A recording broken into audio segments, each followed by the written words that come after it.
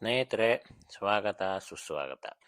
ನಾವು ಈ ದಿನ ಮಹಾಶಿವರಾತ್ರಿಯ ಬಗ್ಗೆ ತಿಳಿದುಕೊಳ್ಳುವ. ಶಿವನಿಗಾಗಿಯೇ ಮೀಸಲಿಟ್ಟಿರುವ ಅಥವಾ ಶಿವನ ಆರಾಧನೆಗೆ ಅಂತಲೇ ಇರುವ ದಿನ ಅಂತ ಯಾವುದಾದ್ರೂ ಇದ್ರೆ ಅದು ಮಹಾಶಿವರಾತ್ರಿ.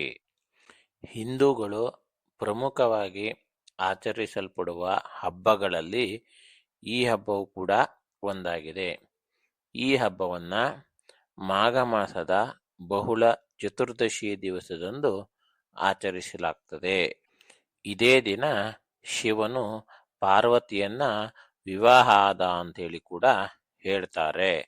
ಈ ದಿನದಂದು ಭಕ್ತರು ಉಪವಾಸ ಮಾಡಿ ಭಗವತ್ ಆರಾಧನೆ ಮಾಡ್ತಾ ಜಾಗರಣೆ ಎನ್ನುವಂಥದ್ದನ್ನ ಮಾಡ್ತಾರೆ. ಈ ದಿನದಂದು ಅಭಿಷೇಕ ಪ್ರಿಯನಾಗಿರ್ತಕ್ಕಂಥ ಶಿವನಿಗೆ ರುದ್ರಾಭಿಷೇಕ, ಪಂಚಾಮೃತಾಭಿಷೇಕಗಳನ್ನ ಮಾಡಿ ಬಿಲ್ವ ಪ್ರಿಯನಾಗಿರ್ತಕ್ಕಂಥವನಿಗೆ ಬಿಲ್ವವನ್ನು ಕೂಡ ಅರ್ಪಿಸಿ ಪ್ರಾರ್ಥಿಸ್ತಾರೆ. ಈ ದಿನ ಶಿವನನ್ನ ಪೂಜಿಸಿದರೆ ನಮ್ಮ ಪಾಪಗಳು ಪರಿಹಾರ ಆಗ್ತದೆ ಎಂಬ ನಂಬಿಕೆ ಎನ್ನುವಂಥದ್ದಿದೆ. ಇದೇ ಕಾರಣಕ್ಕೆ ಶಿವನ ದೇವಸ್ಥಾನಗಳಲ್ಲಿ ಈ ದಿನದಂದು ರುದ್ರಾಭಿಷೇಕ, ರುದ್ರಹೋಮ, ಮಹಾಮೃತ್ಯುಂಜಯ ಹೋಮ ಹಾಗೂ ವಿಶೇಷ ಪೂಜೆಗಳನ್ನು ಕೂಡ ನಡೆಸ್ತಾರೆ. ಕೆಲವರು ಪುಣ್ಯ ನದಿಗಳಲ್ಲಿ ಸ್ನಾನವನ್ನು ಮಾಡಿ ಈ ಹಬ್ಬವನ್ನ ಆಚರಿಸ್ತಾರೆ. ಈ ದಿನ ವಿಶೇಷವಾಗಿ ಶಿವನ ಮಹಿಮೆಯನ್ನ ಸಾರುವ ಕಥೆಗಳು, ಪ್ರವಚನಗಳು ಹಾಗೂ ನೃತ್ಯ ನಾಟಕಗಳು ಕೂಡ ನಡೀತಾ ಇರ್ತವೆ ಶಿವನ ದೇವಸ್ಥಾನದಲ್ಲಿ.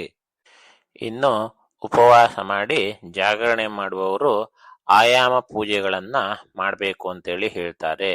ಆಯಾಮ ಪೂಜೆಗಳನ್ನ ಬೇರೆ ಬೇರೆ ಸಮಯದಲ್ಲಿ ಮಾಡಬೇಕು. ಆ ಸಮಯವನ್ನ ನಾನು ನಿಮಗೆ ಮುಂದೆ ತಿಳಿಸಿಕೊಡ್ತೇನೆ.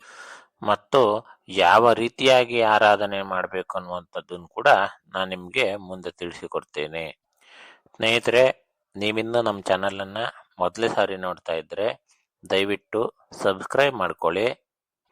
ನಾವು ಕೊಟ್ಟಂಥ ಮಾಹಿತಿ ಅನ್ನುವಂಥದ್ದು ನಿಮ್ಗೆ ಇಷ್ಟ ಆದರೆ ಒಂದು ಲೈಕ್ ಮಾಡಿ.